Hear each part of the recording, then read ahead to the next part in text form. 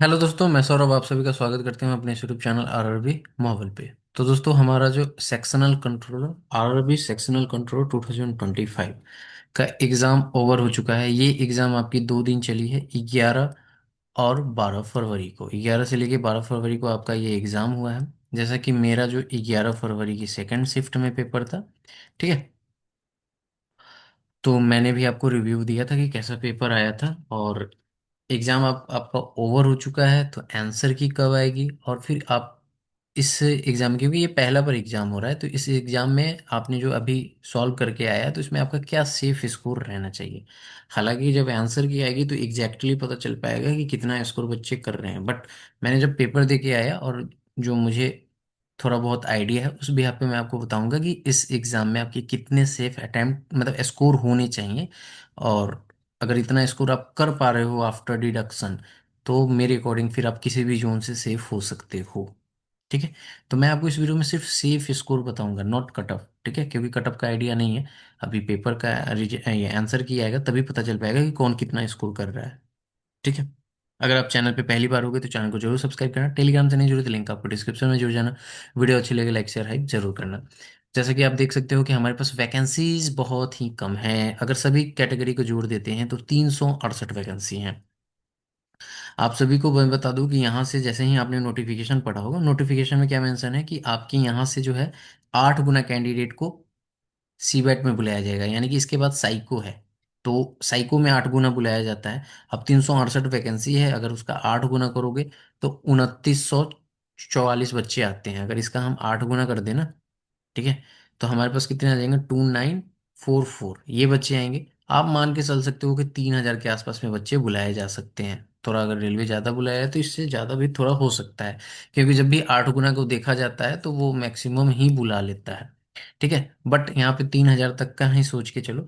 अब यहाँ पे देखोगे तो आपको सबसे ज़्यादा वैकेंसी जो नज़र आएगी वो आएगी यहाँ पर अहमदाबाद में। 15 वैकेंसी है सबको जोड़कर। अगर अजमेर की देखोगे तो 33 वैकेंसी है। यहाँ पे देखोगे तो 28 वैकेंसी, और ये 2 वैकेंसी 30 वैकेंसी है। भुवनेश्वर में 17 वैकेंसी है। बिलासपुर में अगर देखोगे तो 27 वैकेंसी है। चंडीगढ़ में देखो तो 7 वैकेंसी है, 5 वैकेंसी चेन्नई में है। गोरखपुर में 9 वैकेंसी। तो सोच लो यहाँ की कट ऑफ क्या आ जाएगी। गुवाहाटी की 16 वैकेंसी है। 10 वैकेंसी आपकी यहाँ पर जम्मू श्रीनगर की है। अगर कोलकाता में बात करें तो दोनों रीजन मिला के यहाँ पर 28 वैकेंसी है। ठीक है। और यहाँ पे अगर हम मालदा की बात करें तो 14 वैकेंसी है।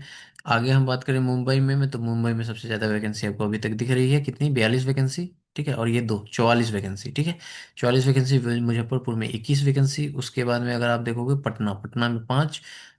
प्रयागराज में आपके पास 23 वैकेंसी। रांची में 15 वैकेंसी। सिकंदराबाद में 7 और ये 8, 25 वैकेंसी। सिलीगुड़ी में 5 वैकेंसी और तिरुवनंतपुरम में टोटल 19 वैकेंसी। अगर मैं अपनी बात करूँ तो यहाँ पे इस वाले में मैं हूँ, गुवाहाटी वाले में। ठीक है, गुवाहाटी वाले में मैं हूँ जहाँ पे यूआर में 7 वैकेंसी है। तो इसका अगर आप करोगे तो 56 बच्चा यहाँ से सेलेक्ट होगा यूआर की सीट पे। खैर, तो देखो आपके पास वैकेंसीज बहुत कम है, और ऐसे कम वैकेंसीज में कंपटीशन हमेशा टफ रहता है। आपने देखा कि जब ग्रेजुएट लेवल में हमारे पास उतनी वैकेंसी, इससे तो बहुत ज़्यादा वैकेंसी थी, फिर भी वहाँ पे कटअप क्या गई, अंडर ग्रेजुएट में कितनी कटअप गई आप देख पा रहे होगे।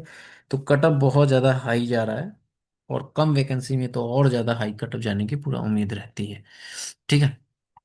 अगर हम बात करें पैटर्न की, तो पैटर्न में देखो 60 क्वेश्चन आपके एनालिटिकल एंड मैथमेटिकल कैपेबिलिटी के आते हैं। 60 क्वेश्चन 60 मार्क्स के। यहाँ पे लॉजिकल कैपेबिलिटी के 20 क्वेश्चन 20 मार्क्स के, और आपके यहाँ पे मेंटल रीजनिंग के 20 क्वेश्चन 20 मार्क्स के। टोटल 100 क्वेश्चन 100 मार्क्स के थे। 2 घंटे का आपका टाइम था।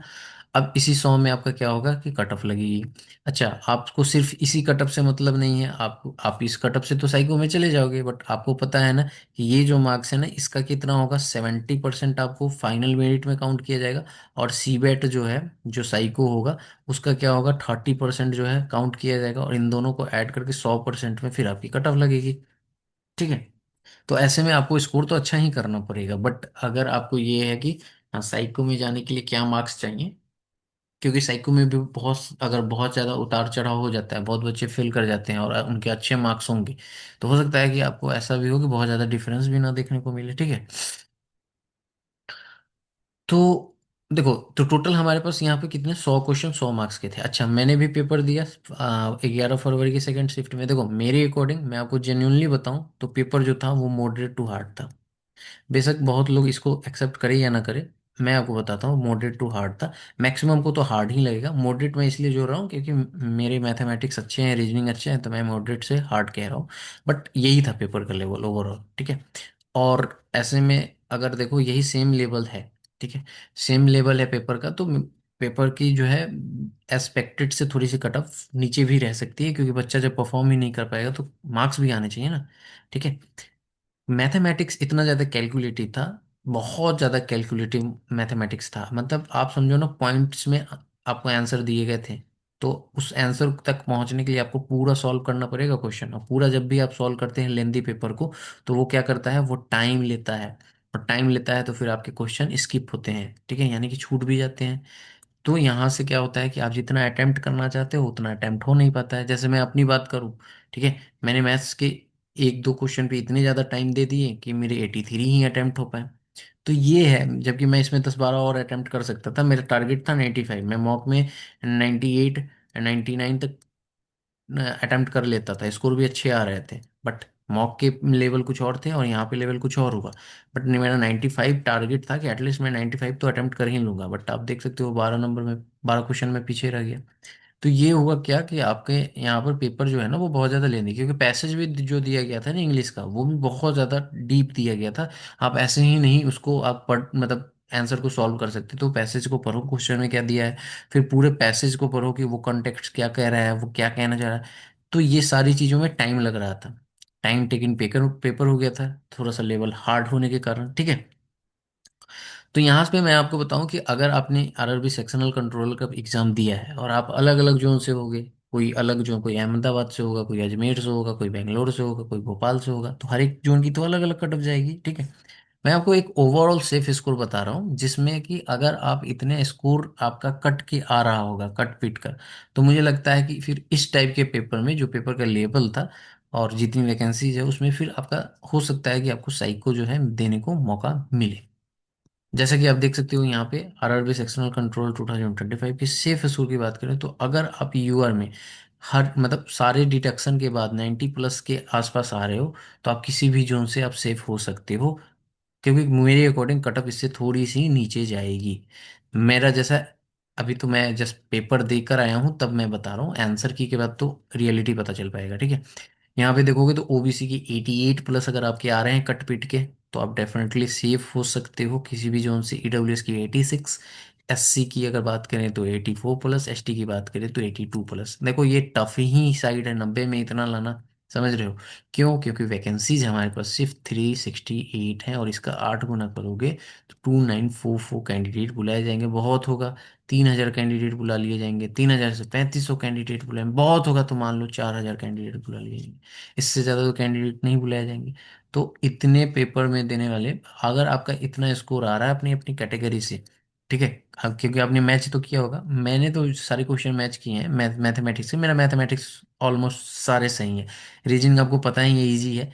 अब वही है कि इंग्लिश वाले जो हैं, कि जैसे आपके पैसेज जो थे, अगर उसमें कुछ गलत हो जाए तो गलत हो जाए, लेकिन मुझे पूरा यकीन है कि मैंने जितना अटेम्प्ट किया है उसमें मैक्सिमम सही है, एक्यूरेसी मेरी सही है, और मेरे शिफ्ट हार्ड भी हैं, तो हो सकता है कि मुझे क्योंकि मैंने 83 अटेम्प्ट किया है, ठीक है, तो इसमें मुझे एक्यूरेसी अच्छी पता चल रही है, क्योंकि वही है कि इंग्लिश वाले का थोड़ा डाउट है। तो मुझे अगर लगता है कि अगर यहाँ पर मुझे 77 75 के आसपास भी मिलता है, तो आफ्टर नॉर्मलाइजेशन हो सकता है कि मैं भी सिलेक्ट हो पाऊँ। बट ये अभी थोड़े से डाउट है मेरे ऊपर, क्योंकि अभी तो मैं जस्ट ये सोच रहा हूँ कि 83 में इतना सही हो जाएगा, हो सकता है कि कुछ और सिली हो गए तो फिर नीचे ही चले जाएंगे। तो अगर आप अपनी कैटेगरी से, ये वाली कैटेगरी से इतना इतना मार्क्स ला रहे हो, तो मुझे लगता है कि आप बिल्कुल सेफ हो। आप वेट कर लो आपके जो आंसर की, हाँ आंसर की कब आएगी इसके बारे में बता दो। तो नेक्स्ट वीक जो है आपकी आंसर की दिख जाएगी, ठीक है, जो आएगी आपकी मंडे, उसमें आपको आंसर की दिख जाएगी। और ग्रुप डी की जो है, ठीक है, ग्रुप डी की जो आंसर की है वो जनरेट हो चुकी है। आपको कल हो सकता है कि ये आपकी आंसर की एक्टिवेट भी हो जाए, ठीक है। तो इस वीडियो में इतना ही, ये रहा सेफ स्कोर आपकी सेक्शनल कंट्रोलर की। अगर आपके कट फिट के इतने आ रहे हैं तो आप अपना एक उम्मीद रख सकते हो कि आपको सही को देने का मौका मिलेगा, ठीक है। मिलेंगे अगली वीडियो में, तब तक इतना ही। जय हिंद, जय भारत, सभी को ख्याल रखिएगा।